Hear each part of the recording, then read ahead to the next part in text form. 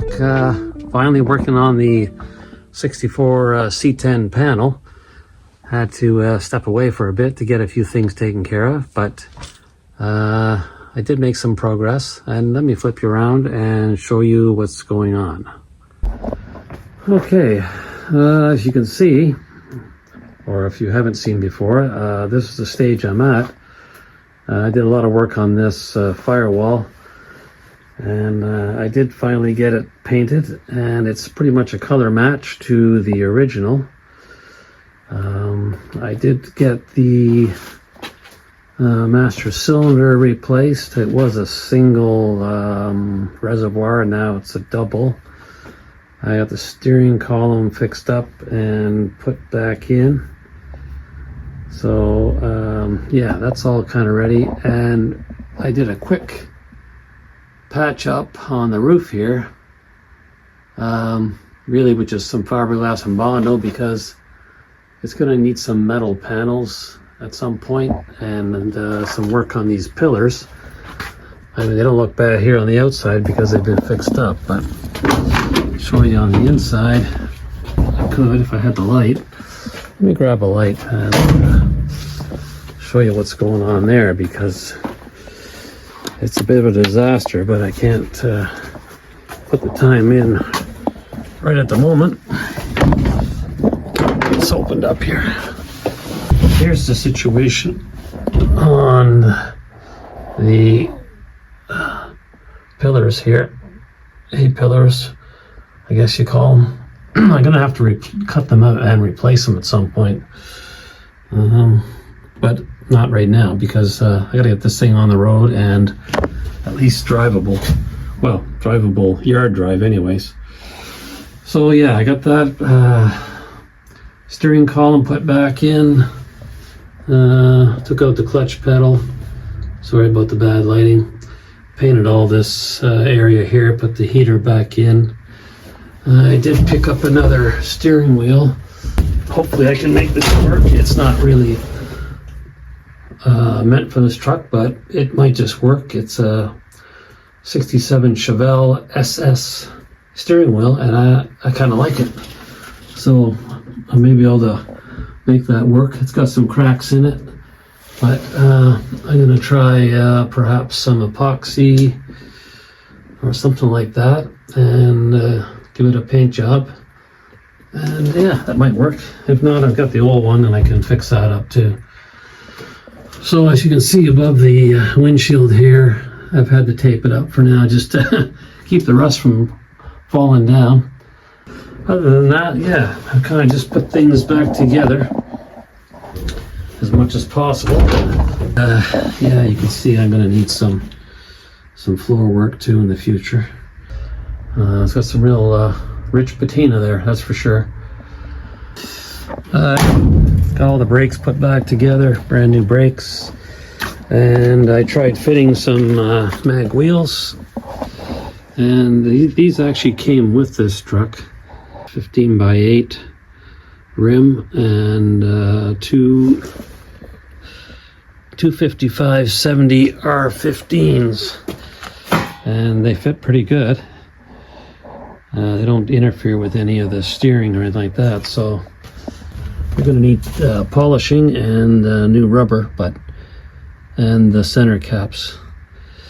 But anyways, that might be the plan there, and for the rest, well, you know, it's just going to be a kind of as-is kind of patina job. So I'm basically ready now.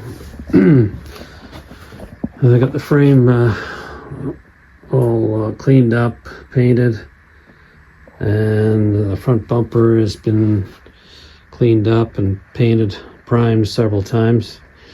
So it's ready for a final coat of paint, which is probably going to be white because the grille is white and all that stuff. So that'll be fine.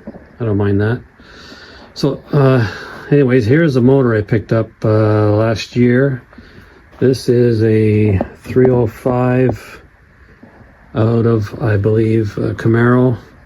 Maybe could be 90s maybe. It does have the fuel pump on it, manual fuel pump. So I don't know exactly what year this is. I'll have to check it out, but I know it's a 305, which is, it's okay for this truck. It'll do. I got to change these valve covers. I don't know what's wrong with them. They're just, I don't know, very cheap, and plastic stuff keeps breaking on them. So I want to get a set of aluminum covers. I'd like to change the manifold, but that might not happen. I need a carburetor, air cleaner. I'm gonna clean this motor and paint it. So yeah, that's kind of my next project, is just to get this motor cleaned up and ready to put in, and then I've got to choose a transmission. See what I got here. I've got two turbo 350s, and hopefully one of those transmissions will work. And of course, after that, yeah, there's going to be the drive shaft issue. I'd like to get this thing running shortly. I would be quite happy to drive it the way it is. If I could just get it. Let me just get the lights on here. Give me a better shot of the wheels. I don't know. I kind of like it. I don't know what era they're from, but I kind of like those. They're 15-inch wheels. Got this side of the body just kind of touched up, which is acceptable for me anyways. As I was saying earlier, I need to get this 305 engine cleaned up so that I could paint it. I did take off some of the accessories and had an interesting situation that I'm really not familiar with. Maybe somebody out there does know something about that. But when I took this pulley off and the bolt and whatnot, a bunch of oil came out of there, and I've never seen that happen before.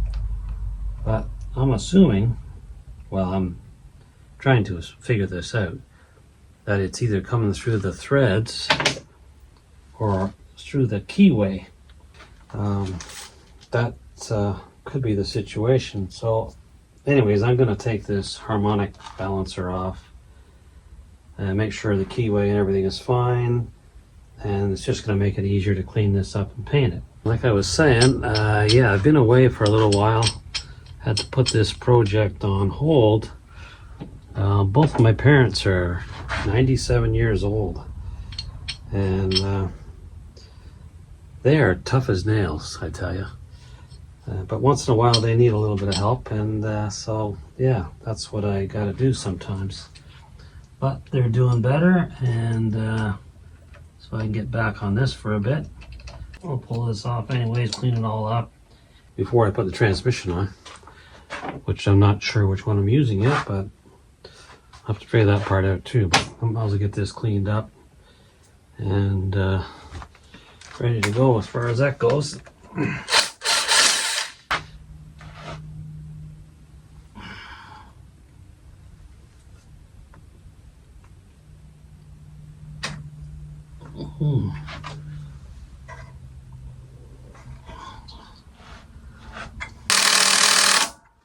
Wow, that thing's on there. How about this one? This might do it. 3/4. 3/4. Jam that on there.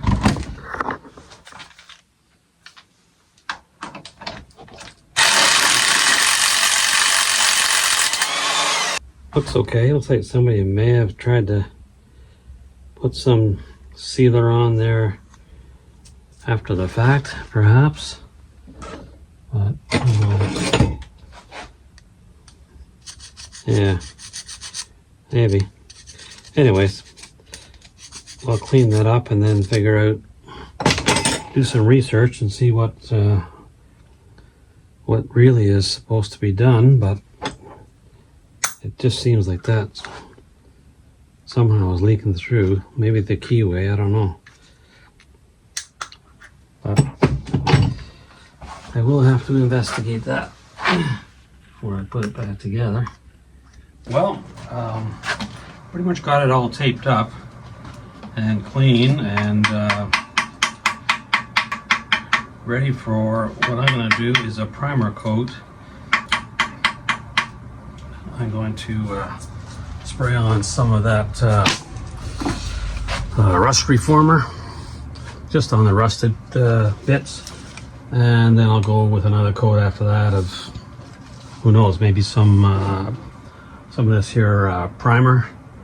That's a red oxide. I might brush a coat of that on, see what happens after that. Not gonna make any promises.